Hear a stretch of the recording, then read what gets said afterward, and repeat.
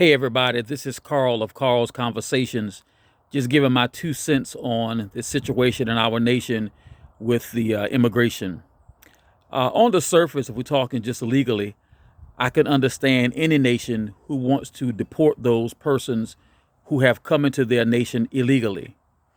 But in this instance and with this administration, it appears to me to be a cover, I guess, for what we would call almost like an ethnic cleansing.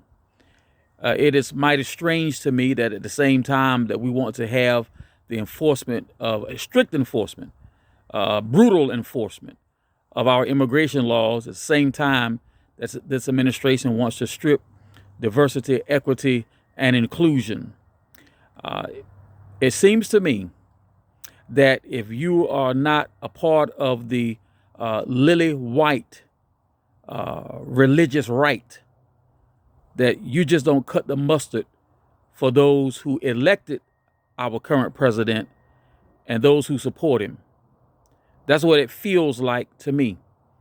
We want to use the excuse that we're getting rid of criminals, and they're criminals because they broke the law by coming into our nation illegally.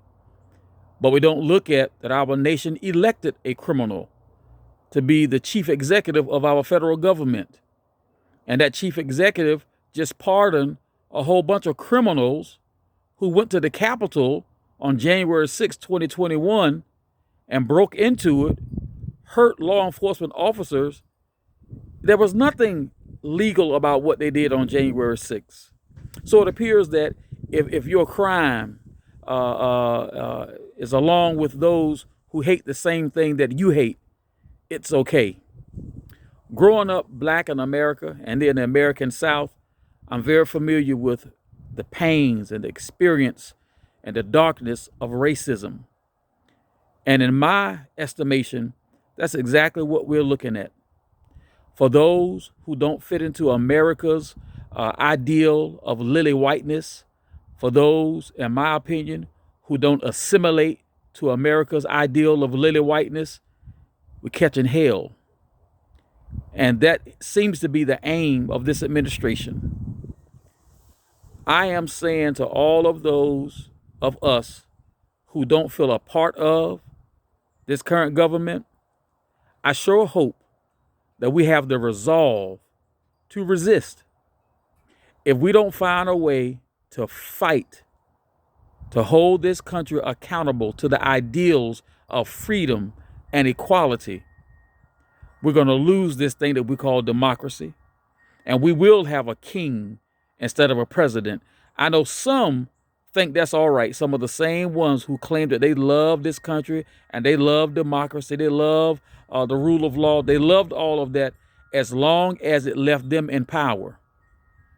But we have some, and I hate to say it because it seems like I'm lumping all of my Caucasian brothers and sisters into one pile, but I'm not.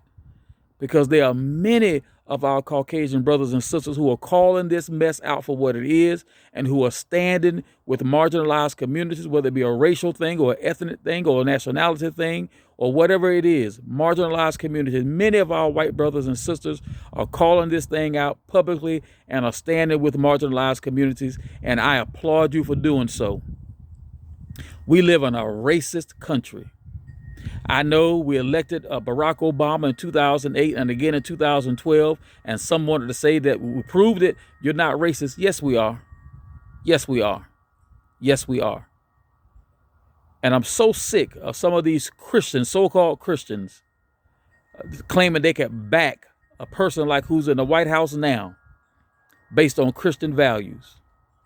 I would ask for some of them to look in the mirror and ask, where is the Christ in your Christian? I don't see it. This is going to be the first part of several parts. I got a lot to say about what's going on. This is my opinion, but I feel like it's time to talk. I'm sure there are many who feel like I do. That's enough for now. I'll come back later. Thank you. Have a great day.